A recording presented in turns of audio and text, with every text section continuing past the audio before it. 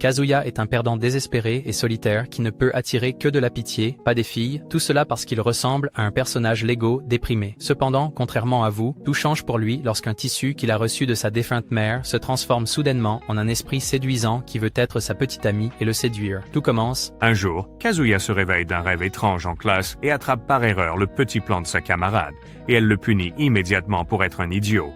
Plus tard, il se rend sur le toit pour réfléchir au rêve qu'il a eu. Il sort un morceau de tissu appelé Obi de son sac, qu'il a hérité de sa mère, dont il ne se souvient même pas d'une seule chose. Et il se demande pourquoi il apparaît dans son rêve.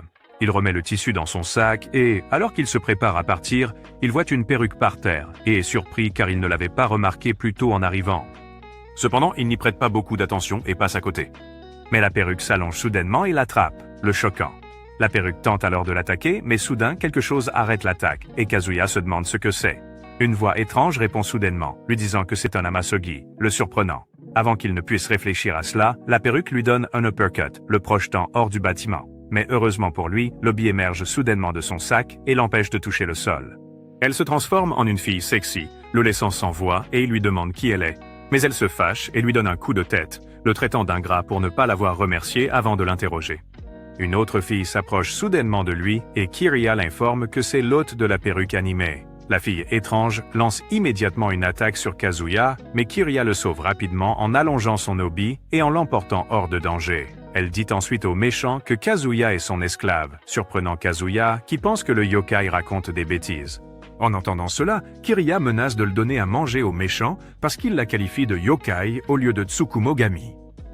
Mais Kazuya les considère comme des synonymes. Elle lui dit d'accepter d'être son esclave s'il veut qu'elle sauve sa peau, et il accepte immédiatement pour ne pas mourir. Après l'avoir mis hors de danger, Kiriya et la méchante commencent un combat intense, la méchante lançant plusieurs attaques avec ses cheveux armés. Mais Kiriya esquive habilement toutes les attaques avant de la renverser avec un coup de son écharpe.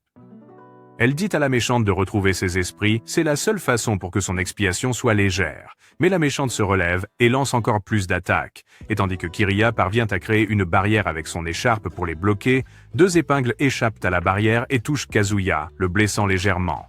Voyant cela, Kiriya se met en colère et l'attaque immédiatement, la soulevant dans les airs. Aussi, elle lance une attaque en utilisant le tissage en spirale, presque en la déséquilibrant, mais elle perce plutôt la perruque maléfique sur sa tête car Kazuya l'arrête. Plus tard, la fille est libérée et repose sur les jambes de Kazuya, puisque la perruque maléfique a été retirée d'elle.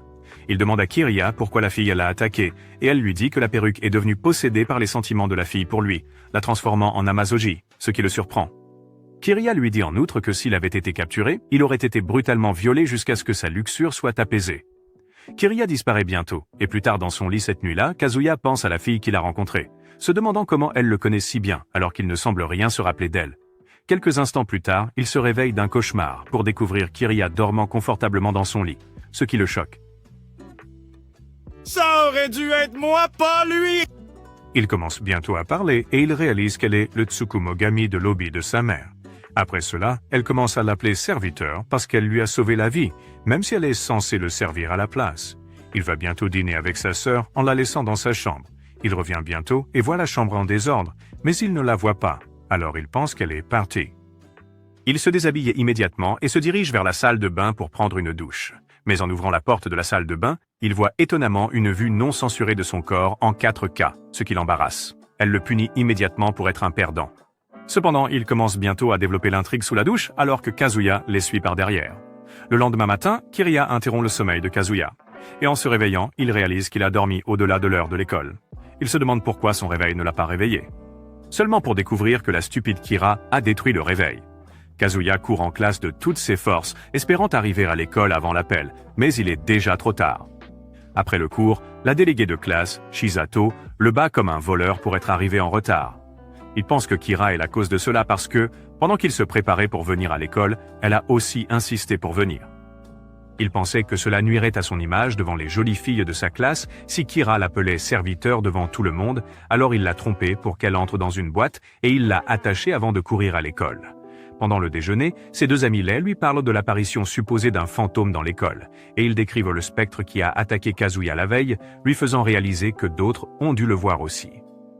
Un des gars lui dit de tester son courage en emmenant une fille dans le couloir sombre pour développer l'intrigue avec elle, Et pendant qu'il dit cela, le vilain discipliné apparaît derrière eux et leur donne la raclée de leur vie, leur disant qu'ils devraient vérifier à nouveau leurs rapports qui sont dus dans le prochain cours, au lieu de s'engager dans des conversations stupides. Kazuya se souvient instantanément qu'il n'a pas encore rempli son rapport, alors il supplie son ami de le laisser copier le sien. Mais Chisato le saisit et l'entraîne, lui disant de venir le remplir immédiatement pendant qu'elle le supervise. À la bibliothèque, pendant qu'il remplit le rapport, tout en suppliant encore de le copier, elle se souvient quand elle allait chez lui pour lui donner des cours particuliers quand il était beaucoup plus jeune, car il a toujours été peu intelligent. Elle lui demande alors timidement si elle peut venir chez lui à nouveau pour lui donner des cours particuliers. Il veut accepter, mais se souvient soudain que Kira est à la maison, alors il refuse l'offre, ce qui la rend un peu triste. Il termine bientôt le rapport et se lève pour remettre le livre sur l'étagère, tandis que Chisato se dirige vers la sortie, mais elle a du mal à ouvrir la porte.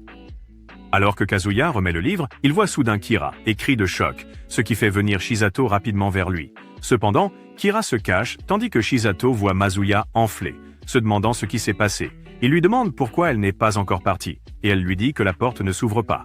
Alors il essaie aussi, mais il ne peut pas l'ouvrir non plus. Il essaie de briser la fenêtre, mais il échoue aussi. Kira apparaît, et en réalisant qu'elle ne porte pas de culotte, Kazuya la porte rapidement et l'emmène dans un coin pour lui dire qu'elle n'aurait pas dû venir, mais elle le frappe. Elle lui dit alors que, s'il rencontre un malheur, alors c'est un Kamigami qui doit en être la cause, le surprenant. Elle explique que de tels Kamigami se divisent en deux catégories. La première est le Tsugumomo, comme elle-même, qui provient d'objets ou d'outils après de nombreuses années, et la Masuji, comme celui qui a attaqué, qui naît rapidement des émotions humaines. Elle ajoute que les Tsugumomo ont une conscience pleinement développée, tandis que les Amasuji sont comme des nouveau-nés, c'est pourquoi ils se comportent mal. Il retourne bientôt là où se trouve Chisato et Kira lui explique aussi la situation. Elle sort ensuite un pendentif spécial censé les aider à localiser la Masugi. Mais lorsqu'ils le testent autour de la bibliothèque, le pendentif réagit à tout, les rendant confus et embarrassés. Kira pense que son produit est faux. Elle essaie aussi de forcer la porte en activant une technique de tissage en spirale pour l'ouvrir. Elle s'ouvre, les menant à un autre endroit contenant une myriade de livres, et Kira réalise que tout le bureau est la Masuji. Soudain, les livres commencent à leur voler dessus, mais Kira les bloque en formant une barrière, se protégeant elle-même et les deux autres faibles. Plusieurs livres se rassemblent alors pour former un gigantesque livre Autobot qui commence immédiatement à les poursuivre alors qu'ils s'enfuient. En essayant d'échapper aux livres Autobot, des livres individuels commencent à les attaquer, mais Kira se rend vite compte qu'elle est la seule à être attaquée, ce qui la surprend. L'autobot les rattrape bientôt et attaque à nouveau. Alors que Kira esquive les attaques de livres, un livre la dépasse et manque de peu de frapper Chisato, mais un autre ensemble de livres forme rapidement une barrière et le protège. Cela surprend Kira et elle réalise immédiatement que Chisato est la cause de la Masuji. Alors qu'elle continue de bloquer l'attaque de l'Autobot, elle dit à Kazuya de repenser à sa conversation avec Chisato depuis leur arrivée à la bibliothèque, le surprenant car il se demande quel rapport cela a avec le problème qu'ils affrontent. Cependant, il raconte les événements qui se sont produits et mentionne bientôt quand Chisato a demandé à venir chez lui et qu'il a refusé. Kiriya lui dit que c'est ça et lui demande ensuite de réaliser son désir. Alors Kazuya la saisit rapidement et lui demande si elle voudrait venir chez lui un de ces jours pour regarder Netflix et se détendre, ce à quoi elle accepte avec enthousiasme. Les livres s'effondrent instantanément et ils retournent à la bibliothèque. Pendant ce temps, une femme laide nommée Kukuyo observe tout ce qui se passe du haut d'un poteau avant de s'envoler. Le lendemain, Chisato rend visite à Kazuya chez lui et elle s'excuse auprès de Kiriya pour le problème d'hier. Mais Kiriya lui dit de ne pas se blâmer et explique qu'il y a une autre cause plus grande appelée le Malikcheon qui est responsable de la distorsion de la réalité. Elle leur dit que l'incident de la bibliothèque a été causé par une densité anormalement élevée de Malikcheon, ce qui est assez étrange car il est rare qu'un Malikcheon suffisant s'accumule en un seul endroit pour produire un Amasoji aussi puissant. Suite à cela, Kukuyo s'approche de Shiro pour lui demander s'il est Kazuya. Mais il répond non, alors la dame se retourne pour partir. Cependant, Shiro, attiré par son énorme cargaison, ne laisserait pas passer l'occasion de les saisir. Alors il lui dit rapidement qu'il est son ami et peut l'emmener à lui. Une petite diversion. Il y a quelques années, Kazuya était dans le coma après un terrible incident. Et dans cet état, la Kukuri locale craignait qu'il ne se réveille soudainement, ce qui pourrait aggraver les choses. Elle a donc décidé de sceller l'excès d'énergie spirituelle ainsi que ses souvenirs de l'incident pour le stabiliser. Cependant, cela a coûté à Kiriya de perdre son pouvoir et de redevenir un simple hobby, puisque son propriétaire allait l'oublier. En continuant l'histoire, Kazuya arrive à l'école le lendemain et il est accueilli par un coup de pied volant de Shiro, qui le blâme pour tous les problèmes qu'il a rencontrés la veille. La veille, Shiro a emmené Kukuyo dans un restaurant et lui a demandé de commander tout ce qu'elle voulait, les frais à sa charge, espérant qu'il pourrait coucher avec elle. Mais le crétin ignorait qu'il allait divertir une gloutonne qui commanderait tous les plats du menu. Elle a terminé le repas et est partie, le laissant régler toutes les factures tout en accumulant une énorme dette à son nom. Shiro continue de blâmer Kazuya, mais Kazuya lui dit qu'il ne connaît même pas la dame dont il parle, ce qui le fait penser qu'il ment. Pendant ce temps, la dame retourne voir le dieu local sans Kazuya, et Kukuri l'insulte pour s'être laissé emporter par la nourriture. Elle lui dit de retourner à son école et de la ramener, mais elle ne doit pas amener Kiriya. Elle apparaît soudainement dans la classe de Kazuya, et en la voyant, Shiro se met en colère, exigeant de saisir son intrigue rebondissante ou qu'elle lui rende son argent.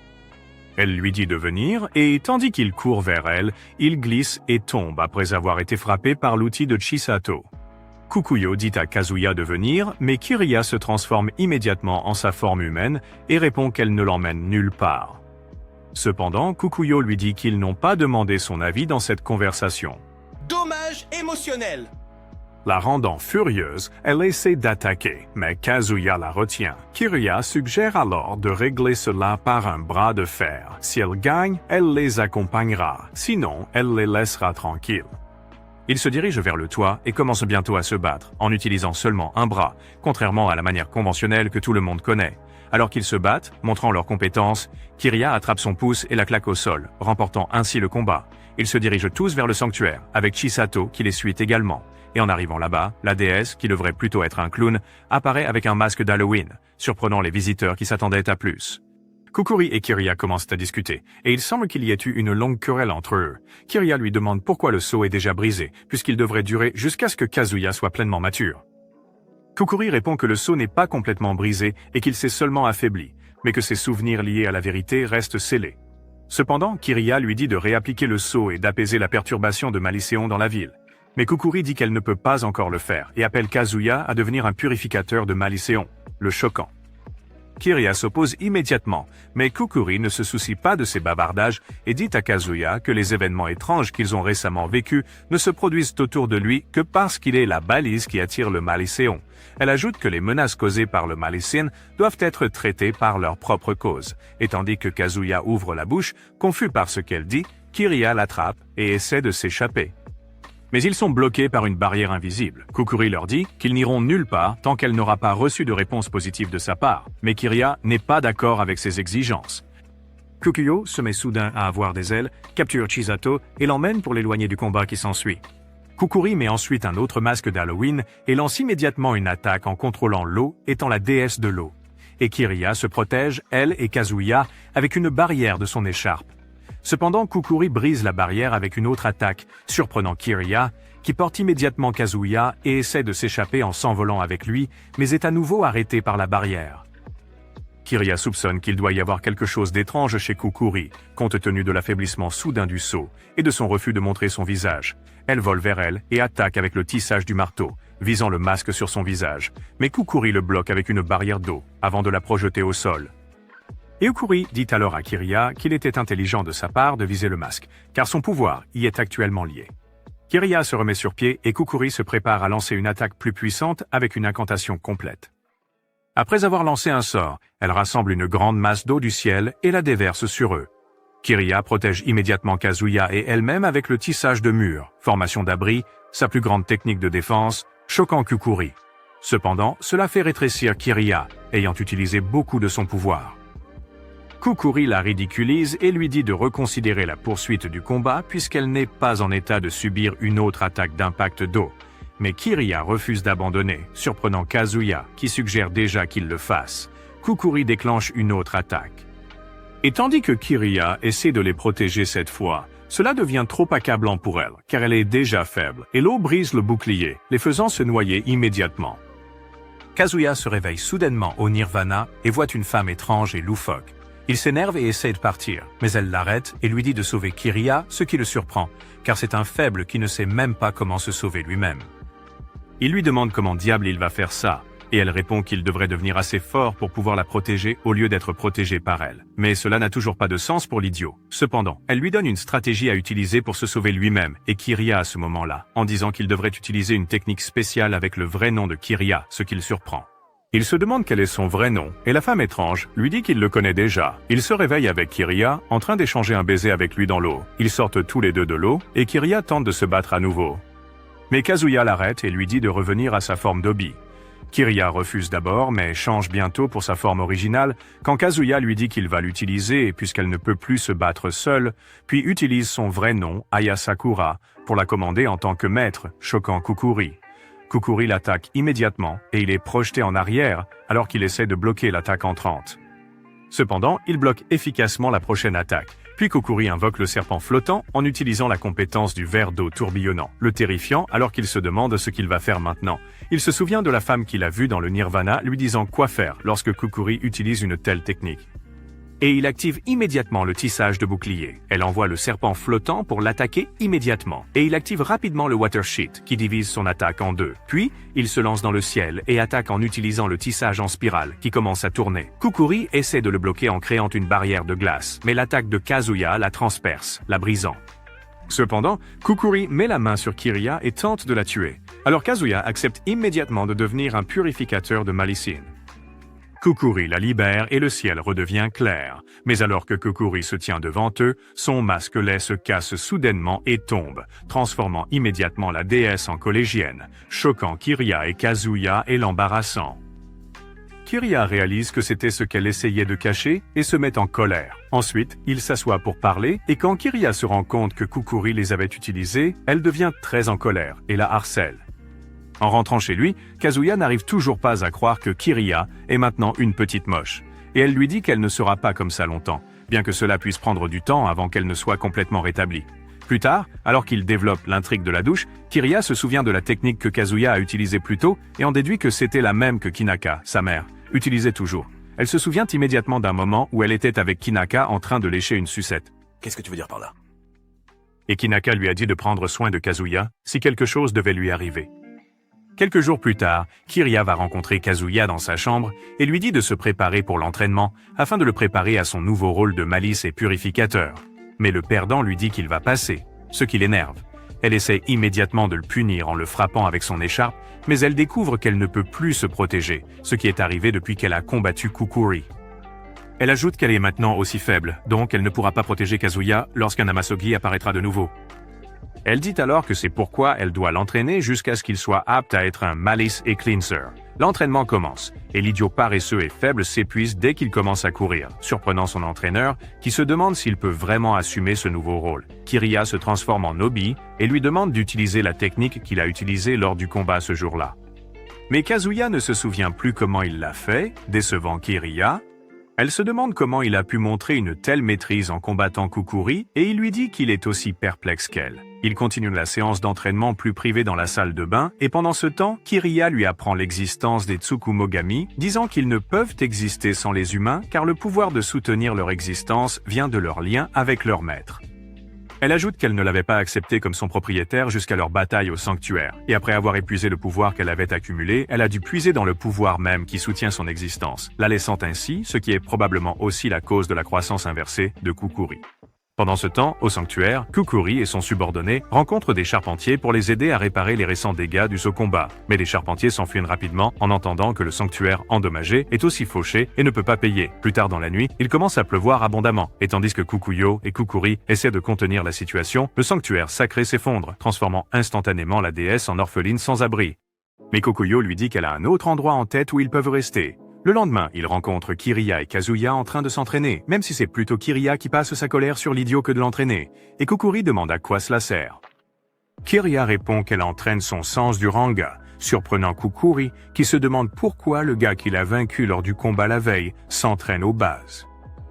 Kiriya lui dit que c'était juste un coup de chance car Kazuya est vraiment faible, ce qui choque Kukuri, qui commence à penser qu'elle a fait une grave erreur en faisant de Kazuya un malice et purificateur. Elle dit à Kukuyo qu'elle devrait commencer à aller à tour de rôle dans la direction de leur nouvelle maison, au lieu du sens opposé. Kiriya les suit plus tard jusqu'à leur nouvelle maison et se moque d'elle très fort en voyant la maison de jeu que la déesse appelle maintenant chez elle. Le lendemain, Kazuya se rend au bureau du président du conseil des étudiants, Tadataka, qui lui parle, ainsi qu'à Kiriya, des jeux de rôle sur table, des jeux de rôle joués avec un crayon et du papier plutôt qu'un ordinateur. Kazuya demande ce qu'il en est, et Tadataka lui dit que l'association a pris le contrôle de la salle du club de recherche en sciences sociales, ce qui pose problème. Il leur dit aussi qu'il a envoyé un représentant pour les réprimander, mais qu'il est revenu en courant en parlant d'un monstre, surprenant Kazuya et Kiriya.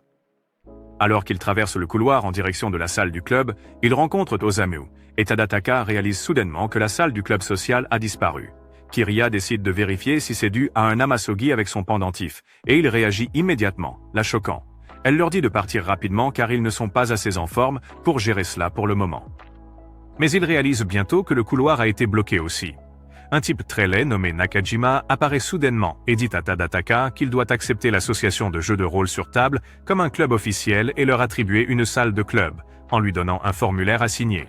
Cependant, Tadataka n'est pas d'accord immédiatement sans réfléchir. Kazuya essaie de lui dire de faire semblant d'accepter pour que l'effet de l'Amasogi puisse être annulé, mais le président du conseil des élèves est têtu comme un taureau et insiste pour ne pas céder aux exigences de Nakajima. Nakajima sort immédiatement son carnet de croquis et y dessine un minotaure, invoquant aussitôt un minotaure qui commence à les poursuivre. Alors qu'ils essaient de s'échapper, ils découvrent que leur chemin est déjà bloqué. Alors ils entrent rapidement dans un laboratoire de sciences, mais ils ne savent pas qu'ils viennent de tomber dans le piège de Nakajima. Kiriya dit à Kazuya qu'ils doivent utiliser leur cerveau, car cela pourrait être leur moyen de s'en sortir.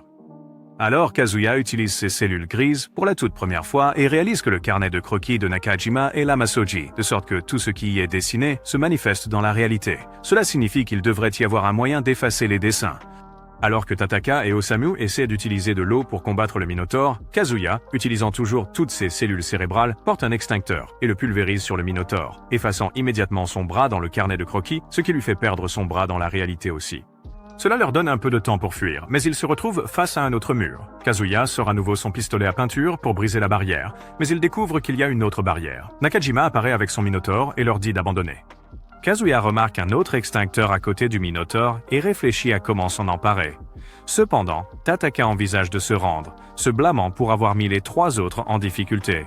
Mais Kazuya, qui pense être la véritable cause puisque la malice en sont attirés, le décourage rapidement de le faire. Il fait signe à Kiriya et elle se transforme en Obi, prête à se battre avec lui. Kazuya charge immédiatement le Minotaure en utilisant les leçons qu'il a apprises de la maîtrise Ranji. Il attrape finalement l'extincteur avec son écharpe avant de porter le coup final avec, vainquant le Minotaure. Nakajima devient sobre, comme s'il ne savait pas ce qu'il faisait. Et après avoir analysé son carnet de croquis, Kiriya lui dit qu'il doit être celui qui détruit l'Amasogi pour éviter de souffrir des conséquences d'une malice en expiation. Nakajima déchire le carnet de croquis, et alors qu'il pense que c'est fini, Nakajima fait un autre coup, invoquant ainsi un autre Minotaure, les choquant. Cependant, Osamu leur dit de ne pas s'inquiéter car il a toujours le carnet de croquis Amasogi avec lui. Il avait déjà déjoué Nakajima en échangeant le carnet de croquis avant de le lui donner, car il soupçonnait qu'il pourrait leur jouer un tour. Osamu dessine alors une créature plus puissante qu'un Minotaure qui brûle le Minotaure de Nakajima en une seule attaque. Échec et mat. Suite à cela, un type moche nommé Hiroshi trouve le courage, malgré son apparence, de confesser ses sentiments à Chisato sur le toit, mais elle le rejette et lui dit qu'elle aime quelqu'un d'autre, ce qui le rend furieux. Plus tard, en jouant à un jeu vidéo, il se sent mal d'avoir été rejeté par une fille moche avec qui il pensait avoir une chance. Puis, la malice affecte soudainement le jeu et il lui demande de faire un vœu. Le lendemain, Kazuya arrive à l'école et il pense qu'il est dans un jeu Siam, parce que tous les élèves se mettent par deux, discutant de comment développer l'intrigue. Il est distrait par la scène, se demandant ce qui se passe, et il heurte soudainement une fille. Il voit sa culotte et elle devient embarrassée, alors elle referme rapidement ses jambes et lui demande s'il a vu quelque chose. Un onglet apparaît soudainement devant lui avec 4 options pour choisir sa réponse, mais le gars choisit la mauvaise réponse, ce qui pousse la fille à le gifler. Plus tard, il arrive en classe et voit un onglet similaire s'ouvrir devant tout le monde, ce qui le fait se demander ce qui se passe. Kiriya révèle que c'est l'œuvre d'un jeu de drague Amasogi, un jeu de simulation de rencontre, ce qui le surprend qu'elle connaisse un jeu aussi suspect. Elle lui dit que le jeu Amasogi doit être quelque part dans l'école, alors Kazuya commence à chercher. Et pendant ce temps, il voit soudain Hiroshi jouer à l'amour avec Chisato, et il est choqué. Il appelle Chisato, mais elle lui dit de ne pas mentionner son nom, ce qui le surprend. Il demande à Hiroshi ce qu'il lui a fait, car elle l'a rejeté hier. Mais Hiroshi fait semblant de ne pas savoir de quoi il parle. Kazuya le presse de parler, mais Chisato le gifle avant de partir avec Hiroshi. Et en partant, Hiroshi lui dit qu'il n'y a rien qu'il puisse faire car personne ne peut le battre en pureté de cœur. Après son départ, Kiriya réalise immédiatement qu'il est l'hôte de l'Amasogi puisqu'il connaît le nom du jeu, ce qui choque Kazuya. Il va rencontrer Osamu immédiatement pour comprendre les principes du jeu. Et après qu'Osamu l'ait expliqué, il dit à Kazuya qu'il doit augmenter son affection au maximum en donnant des réponses appropriées lors de sa conversation avec elle. Alors Kazuya part à sa recherche, et en la rencontrant, il commence à utiliser quelques astuces qu'il a apprises sur Reddit. Mais tout s'effondre quand il donne la mauvaise réponse, la repoussant. Kazuya revient vaincu et se demande ce qu'il peut faire pour sauver Shisato. Osamu révèle soudainement la méthode NTR, qui consiste à dire ou faire quelque chose de très spécial qui maximisera son affection en une seule tentative. Il ajoute qu'il devrait y avoir un indice dans leur passé puisqu'ils sont amis d'enfance. Après l'école, tandis qu'Hiroshi essaie de conclure l'affaire dans la dernière étape du jeu pour séduire complètement Chisato, Kazuya interrompt et sort 2 poupées de son sac, avec lesquelles ils jouaient quand ils étaient jeunes, lui demandant de se joindre à lui pour jouer à nouveau. Chisato revient immédiatement à elle et court pour étreindre Kazuya, choquant Hiroshi qui pensait déjà avoir conquis la fille. Il s'enfuit, embarrassé, et Kiriha et Osamu emmènent Kazuya et Chisato à l'infirmerie pour se reposer. Quelques instants plus tard, Kiriha et Osamu décident d'aller chercher Hiroshi également, laissant Kazuya et Chisato derrière pour se reposer. Cependant, après un moment, Kazuya se réveille de son court sommeil pour se retrouver déjà pris en otage sans vêtements, et Chisato assise sans sa protection sur lui, prête à monter son cheval. Ouais, bébé, ouais. Il lutte pour se libérer et la convaincre du contraire. Pendant ce temps, Kiriha et Osamu trouvent Hiroshi et il leur dit qu'il faisait tourner le jeu sur un PC dans le laboratoire informatique, choquant Osamu qui réalise immédiatement que c'est la version suspecte du jeu, ce qui signifie que Kazuya est en danger. Il court rapidement au laboratoire informatique pour éteindre le jeu, mais au moment où ils retournent à l'infirmerie, Kazuya a déjà atteint le climax. Suite à cela, Kiriha et Kazuya rendent visite à Kukuri dans sa belle maison, et Kiriha commence à la harceler pour ne pas avoir donné un rapport précis concernant le niveau de Malison dans la région, car plus d'Amazogi sont apparus récemment. Elle lui demande ensuite pourquoi son pouvoir a tellement diminué au point qu'elle est maintenant très faible et inutile. Elle demande si cela a un rapport avec la raison pour laquelle elle a choisi Kazuya pour être un purificateur de Malison, mais Kukuri refuse de répondre même si Kiriha menace de la forcer à le révéler. Kukuri suit Kiriha et Kazuya chez eux pour une scène de douche, et après être rentré chez elle, Kazuya dîne avec sa famille. Il prévoit d'apporter de la nourriture pour Kiriha comme il le fait habituellement en secret, mais il est choqué lorsqu'il voit soudainement Kiriha manger à la même table qu'eux. Il est surpris que sa famille ait toujours su pour Kiriha alors qu'il pensait qu'il ne le savait pas. Kiriha demande du pudding, et Kazuya se souvient immédiatement qu'il n'a pas donné de pudding à Kukuri avant qu'elle ne parte. Alors ils se dirigent tous les deux vers le terrain de jeu où elle reste, seulement pour découvrir que le gouvernement a détruit le nouvel abri de Kukuri. Kukuyo leur dit qu'il a été classé comme un danger pour le terrain de jeu et retiré parce qu'un enfant a apparemment été blessé sur le toboggan de la maison de jeu. Kukuri se sent mal, se demandant où elle va dormir désormais, et Kazuya propose de les héberger chez lui. Plus tard, chez lui, Kazuya se réveille et se dirige vers la salle de bain, seulement pour attraper accidentellement les gros melons de Kukuyo dans ses petites mains. Kukuyo lui dit de jouer un peu plus avec, mais le gars est si innocent qu'il ne peut pas toucher une femme. Suite à cela, ils ont une réunion à table ronde où la sœur et le père de Kazuya ne sont pas d'accord pour que Kukuyo reste avec eux à cause de ses melons intimidants, de peur qu'elle ne corrompe le pur Kazuya. Cependant, Kiriha menace le père de Kyuzo en récitant un poème qu'il ne veut pas que quiconque connaisse, et il l'accepte immédiatement. Ensuite, Kukuri transforme la partie de la maison qui leur est attribuée en sanctuaire dès qu'ils s'y installent, et Kiriha lui dit qu'ils doivent aller quelque part plus tard dans la journée. Après un moment, quand il est temps de partir, Kukuri refuse de la suivre en entendant qu'ils vont rencontrer Tagari pour emprunter un prêt pour le sanctuaire. Cependant, elle parvient à la convaincre, et en arrivant, Tagari les accueille en les aspirant dans son sanctuaire. Lorsque Tagari apprend qu'ils sont venus pour prendre un prêt, elle leur propose de jouer à un jeu de cartes appelé Concentration, qui consiste à retourner des cartes fermées et à obtenir tout ce qui est écrit sur les cartes qu'ils choisissent comme récompense. Ainsi, Tagari leur prêtera le montant qu'ils obtiennent sur leurs cartes sélectionnées, mais le jeu est aussi suspect et Tagari peut faire toute chose coquine qu'elle voit sur sa carte avec eux. Dès que Kiriha l'apprend, elle reproche à Kukuri de ne pas leur avoir dit cela à l'avance, car ce n'est pas la première fois qu'elle joue au jeu avec Tagari, et elle répond que cela fait partie de l'accord de prêt de garder cette information secrète. Elle tente de partir, mais Kukuri la supplie de rester car ils ont tous besoin de choisir suffisamment de cartes pour obtenir l'argent dont ils ont besoin. Cependant, au fur et à mesure que le jeu progresse, Tagari profite d'eux et joue avec les deux filles. Donc, après un moment, Kiriha propose une stratégie et demande à Taguri de lui montrer les toilettes au risque d'y être violée. Dès qu'elle partent, Kukuri réajuste les cartes pour embrouiller Taguri. Mais à son retour, elle découvre immédiatement que les cartes ont été échangées. Cependant, elle nie avoir touché la carte. Alors Taguri leur dit que les empreintes digitales sur les cartes ont changé. Elle prend une carte en s'attendant à ce qu'elle soit différente de son arrangement initial, mais réalise avec stupeur que les cartes n'ont pas été échangées. Cependant, alors qu'ils pensent l'avoir déjouée, elle leur montre soudainement la règle du jeu sur le mur, qui stipule qu'ils ne sont pas autorisés à toucher la carte quand ce n'est pas leur tour. Et si cette règle est violée, l'adversaire prend toutes les cartes restantes pour elle-même, choquant Kukuri et Kiriya alors qu'ils réalisent que Taguri va jouer avec eux toute la nuit. Le lendemain, après une longue nuit d'exercice avec coach Taguri, ils sont allongés par terre, épuisés et embarrassés. Quelques jours plus tard, Kazuya se rend à l'école et est surpris de voir des filles s'agiter autour de Shiro, mais il n'en croit pas ses yeux, car il le connaît comme un moche, un simp sans charme que aucune fille ne veut. Alors qu'Osamu y réfléchit, soupçonnant qu'il y a plus qu'il n'y paraît, Kiriya sort du sac de Kazuya et déclare avec toute confiance qu'il s'agit d'un incident Amasoji. Mais Kazuya lui dit qu'elle ne devrait pas sortir de son sac comme ça, car quelqu'un pourrait la voir. Cependant, elle attrape son usine à bébé et lui dit d'arrêter de faire sa mauviette. Elle dit ensuite que les prévisions météorologiques avaient annoncé qu'ils allaient avoir une malédiction plus dense dans les prochains jours. Elle lui dit que c'est dans des moments comme celui-ci qu'ils ont besoin d'un purificateur de malédiction et lui demande de faire quelque chose à ce sujet. Cependant, il s'avance et accuse Shiro d'utiliser un outil pour gagner en popularité auprès des filles, choquant les autres gars qui sont jaloux de lui. Shiro nie utiliser un outil, mais révèle par erreur que c'était un parfum qu'il a utilisé. En entendant cela, tous les garçons commencent à le poursuivre, exigeant qu'il leur en donne aussi. Ils continuent à le poursuivre comme des zombies affamés, et alors qu'il essaie de leur échapper, Kiriya reprend sa forme d'obi et les assomme avec son obi.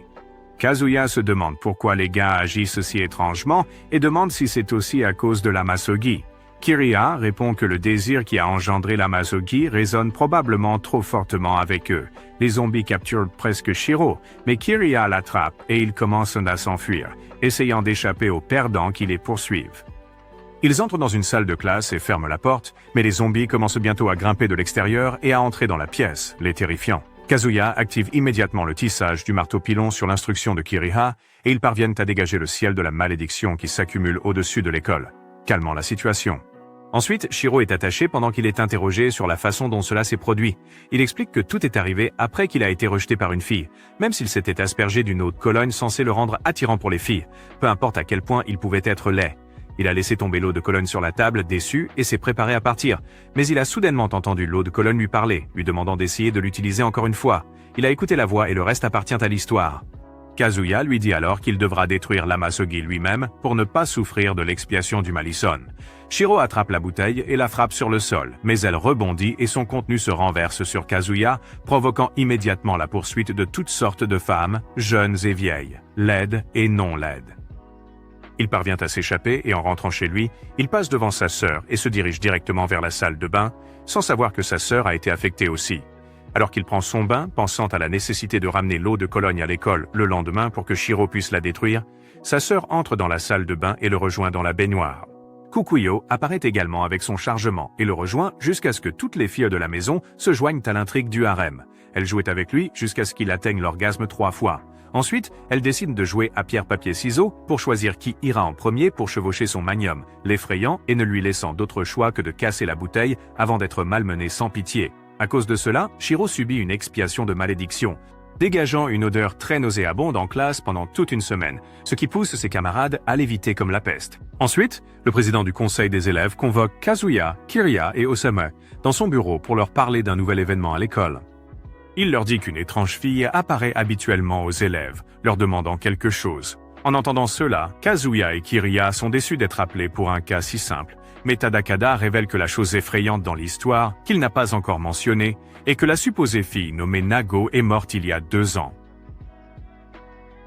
Kiriya réalise immédiatement que c'est causé par un Amasoji. Osamu suggère qu'ils commencent à enquêter en interrogeant les gens autour, et ils se mettent immédiatement au travail, chacun interviewant différents étudiants pour découvrir ce qu'ils savent de l'événement. Ils découvrent que Nago s'est ôté la vie en sautant du haut d'un bâtiment.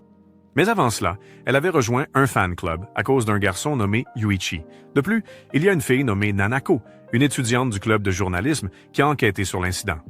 Ils se réunissent plus tard pour se mettre d'accord sur ce qu'il faut faire avec les nouvelles informations trouvées. Et pendant qu'ils en discutent entre eux, ils voient soudainement Nanako de loin essayant d'interviewer quelqu'un à propos du même incident, alors ils vont la rencontrer. Alors qu'ils essaient de lui poser quelques questions, la dame à qui elle parlait plus tôt tombe soudainement au sol de peur en voyant le fantôme de Nago. Alors, il se rapproche rapidement de la scène. Nago lui demande à propos d'une lettre. Kazuya attaque soudainement avec son obi et Nago le bloque avant de s'enfuir, les surprenant et les laissant se demander ce qu'elle entend par la lettre. Plus tard à l'infirmerie, Kiriya explique que l'Amazoji est un Kamuyoni, un ennemi dangereux, né des regrets qui persistent dans les cheveux des défunts.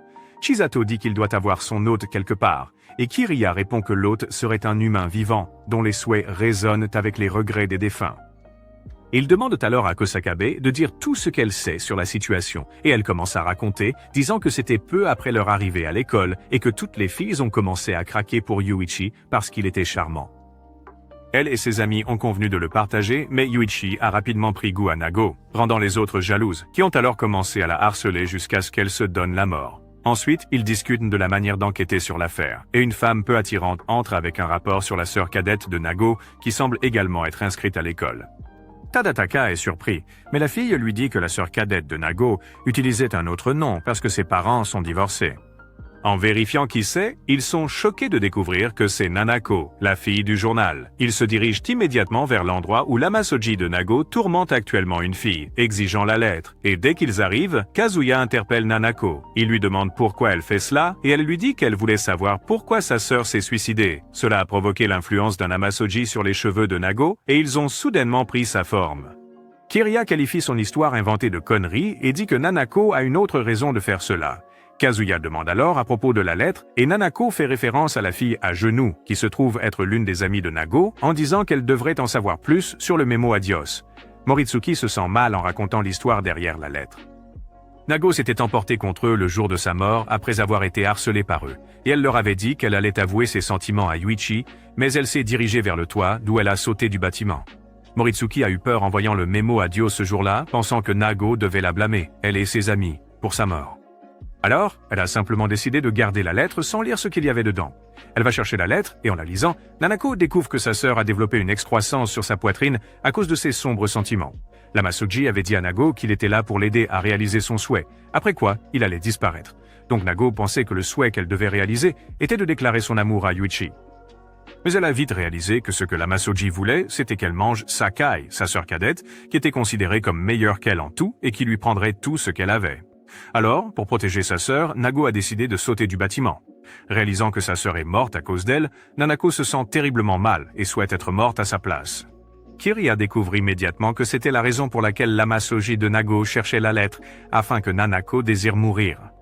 Soudain, l'Amazoji devient plus puissant et développe la même croissance qui était sur la poitrine de Nago. Il tente alors d'attaquer Nanako, mais Kazuya l'en empêche, la sauvant. L'Amazoji lance d'autres attaques et Kazuya parvient à en bloquer quelques-unes avant d'être renversé.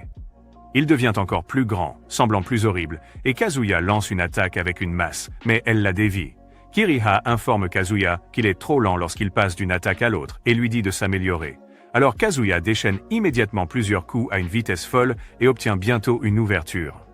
Alors il active rapidement Spiral Weave et perce l'Amazoji, l'affaiblissant instantanément. Nanako continue de se sentir désolée, mais Kiriya s'approche d'elle pour lui faire un petit discours, lui disant que Nago n'a pas écrit cela pour la faire se sentir mal, mais pour prouver que son amour pour elle était fort. Elle la réprimande ensuite de cesser de souhaiter sa propre mort, de peur que le sacrifice de sa sœur ne soit vain. Dans une autre ville, Tsunao et son Tsukumogami demandent la permission à leur dieu d'aller purifier le Malison dans la ville suivante, Kamyuka, et ils l'accordent après avoir vérifié qu'ils sont assez forts. Le lendemain, à l'école, Kazuya reçoit soudainement un coup de poing au visage, le faisant tomber par terre alors qu'il se demande qui il a encore offensé. Tsunao apparaît et continue de frapper Kazuya, ce qui énerve Kiriya, qui surgit soudainement et bloque son coup de pied. Kiriya demande ce qu'elle veut, mais Tsunao commence à l'attaquer aussi. Et après une série d'échanges, Tsunao écrase Kiriya au sol, la vainquant. Juste au moment où Kiriya souhaite pouvoir encore se projeter, son obi se lance soudainement vers Tsunao, mais son Tsukumogami nommé Kotetsu l'intercepte et le coupe, agaçant Tsunao, qui lui avait initialement dit de ne pas s'en mêler. Elle lui ordonne de reprendre sa forme originale d'épée, choquant Kiriha et Kazuya, qui découvrent que Kotetsu est un Tsukumogami épée. Kiriha demande alors pourquoi elle attaque son propriétaire, et Tsunao répond qu'elle est aussi une nettoyeuse de malédiction, et qu'elle est venue tester les compétences de Kazuya. Elle lui dit ensuite que c'est ridicule qu'un type aussi faible qui ne peut même pas se défendre soit un nettoyeur de malédiction, et elle dit qu'il n'est pas apte à remplacer Kanaka. Mais le cerveau de mon frère est trop défaillant. Il ne se souvient même pas que Kanaka était sa mère. Kiriya se demande comment elle connaît Kanaka, et après cela, Sunao leur dit qu'elle va les signaler au dieu local de la région. En arrivant au sanctuaire de Kukuri, Sunao lui dit que Kazuya et son Tsukumogami sont trop faibles pour leur rôle, et ne sont pas un remplacement parfait pour Kanaka, l'ancienne nettoyeuse de malédiction. Il y a plusieurs années, le frère de Sunao avait été isekai'd par un Amasoji, ce qui l'a rendu très terrible. Elle est donc allée rencontrer le dieu local de sa région pour demander la permission d'obtenir un Tsukumogami, afin de venger son frère. Mais le dieu local lui a dit qu'elle était trop jeune, et qu'elle devrait aller jouer avec d'autres enfants. Cependant, elle n'a pas écouté, et est allée obtenir Kotetsu, qui appartenait initialement à son frère, par la force. Elle est ensuite partie à la poursuite de la bête qui avait pris son frère. Mais c'était trop tard, car Kanaka l'avait déjà isekai'd avant qu'elle n'arrive, ce qui l'a rendue encore plus furieuse. Elle a donc dit à Kanaka qu'elle serait la cible de sa vendetta à partir de ce moment-là, car sa colère ne pouvait pas être gaspillée ainsi. Après cela, elle a défié Kanaka à de nombreux duels et a maintenu une série de défaites invaincues, ce qui l'a poussée à s'entraîner plus dur pour devenir plus forte. Cependant, elle est revenue plus tard pour découvrir que Kanaka n'était plus là et avait été remplacé par un perdant faible qui ne convenait pas. Elle dit alors à Kukuri qu'elle aimerait les remplacer à la place, car il a toujours été connu que le purificateur de malédiction dans une région doit être le plus fort de cette région. Elle propose donc de régler cela par un duel, et que le gagnant prenne le rôle, ce qui choque Kazuya et Kiriha. Suite à cela, Kazuya rentre chez lui en se sentant mal, parce qu'il n'a pas rempli son devoir comme il aurait dû, ce qui a conduit les gens à souffrir de l'expiation des malédictions à cause de lui. Le mec reçoit le meilleur réconfort de sa vie pathétique lorsque Kiriya le serre dans ses bras dans son état de création et obtient la motivation pour se battre à nouveau. Kiriya revient également à sa taille normale lorsqu'elle se retrouve dans une position suspecte avec lui et ils commencent à réfléchir à comment gagner le duel avec Sunao. La sœur de Kazuya et Kuruki entre soudainement et trouve Kiriya sur lui, ce qui les irrite. Ensuite, Kazuya et Kiriya commencent à s'entraîner en préparation du duel et Sunao s'entraîne aussi avec Enoka, le dieu local de sa région, pour se préparer au combat. Elle est assez confiante que Kazuya est un jeu d'enfant pour elle. Et pendant qu'elle exprime cela, Kotetsu lui dit qu'elle ne devrait pas être trop arrogante, car même si Kazuya peut sembler faible, il a dû passer le test pour devenir un Malice et Cleanser, donc il ne serait pas sage de le sous-estimer. Cependant, Sunao rejette ses paroles et lui dit de ne plus jamais lui faire de suggestions stupides. Elle devrait simplement continuer à être l'outil qu'elle est et ne pas essayer de faire la maligne. Plus tard, pendant que Kazuya et Kiriya prennent leur bain ensemble, elle explique comment se déroulera le duel. Les deux combattants seront enveloppés dans une barrière d'eau reliée à deux poupées d'eau distinctes, de sorte que lorsque des dégâts sont infligés, ils ne les affectent pas et transfèrent l'impact aux poupées. Le duel continuera jusqu'à ce qu'une des poupées se casse et ne puisse plus recevoir de dégâts. Cependant, Kiriya déclare que ces barrières ne protègent que les combattants et non leurs Tsukumogami, ce qui signifie qu'elle et Kotetsu peuvent être endommagés. Elle dit ensuite qu'il peut utiliser deux projections différentes de son vrai moi, qui sont relativement plus faibles, donc il doit utiliser son cerveau pour décider laquelle utiliser à chaque moment du combat. Elle ajoute qu'il ne devrait pas hésiter à l'utiliser si le besoin se fait sentir, le laissant sans voix. Elle se demande à quoi il pense, et il lui dit plus tard qu'elle est aussi importante pour lui que le combat, donc il ne veut pas qu'elle soit blessée. Il promet alors de faire de son mieux pour la protéger et aussi pour gagner la bataille, ce qui lui fait immédiatement rougir le visage. Plus tard dans la nuit, Kazuya rêve de Kanaka, qui lui montre à quel point il est un perdant sale sans aucun contrôle de soi avec les femmes. Et en partant, elle se révèle être une ancienne Malice et purificatrice. Cependant, il trouve difficile de faire le lien avec le fait qu'elle est sa mère, et elle lui dit qu'il ne peut pas parce que cette partie de sa mémoire est actuellement scellée. Elle ajoute qu'il se souviendra avec le temps, et d'ici là, elle continuera d'attendre. Il se réveille soudainement du rêve, terrifié, et plus tard dans la matinée, lui et Kiriya se préparent à combattre Sunao et Kotetsu. Ils forment un pacte avec les poupées d'eau, et après s'être dit quelques mots de motivation personnelle, le combat commence. Kazuya la charge et active immédiatement un tissage factice pour créer un mur de défense, mais Sunao le détruit d'un coup d'épée. Il forme à nouveau la barrière, et alors que Sunao l'attaque encore, Kazuya attaque rapidement avec la projection de son obi, provoquant immédiatement une fissure dans la poupée d'eau de Sunao. Le combat continue, et après une série d'attaques sur Kazuya, Sunao réalise qu'ils ont compris sa portée d'attaque. Kazuya passe en mode attaque en créant une boule enchevêtrée, surprenant Sunao, qui n'a jamais vu une telle technique auparavant. Alors qu'elle se prépare à le défendre, Kotetsu l'avertit de reculer, mais Sunao ignore son conseil. Kazuya déclenche une attaque, et tandis que Sunao prévoit de la bloquer, elle se transforme soudainement en masse et la projette au sol. Kazuya lance une autre attaque en utilisant le tissage en spirale, mais Sunao arrête l'attaque de manière choquante et contre-attaque avec un coup vide, impactant la poupée d'eau de Kazuya. Kiriya dit à Kazuya de quitter son coup immédiatement, et alors qu'il essaie de fuir, Sunao tire plusieurs attaques, ce qui le submerge. Il se précipite bientôt dans les buissons pour sauver sa peau et commence immédiatement à attaquer de là avec le tissage d'archerie. Mais Sunao parvient à les esquiver. Sanao lance une autre attaque et Kazuya la bloque avec un vrai obi, blessant un peu Kiriya. Kiriya rétracte immédiatement l'une des projections pour économiser l'énergie spirituelle, et lorsque Sunao lance une autre attaque, Kazuya s'écarte simplement du danger, surprenant Kiriya. Cependant, Kazuya a besoin de 2 projections pour utiliser cette technique, ce qui signifie qu'il devrait utiliser le vrai obi, mais il craint que Kiriya ne soit blessé dans le processus. Sunao prépare une autre attaque qu'elle croit devoir... Les gars, si vous avez aimé la vidéo et que vous voulez voir la deuxième partie, elle est déjà sur ma nouvelle chaîne. Allez jeter un coup d'œil, le lien est dans la description.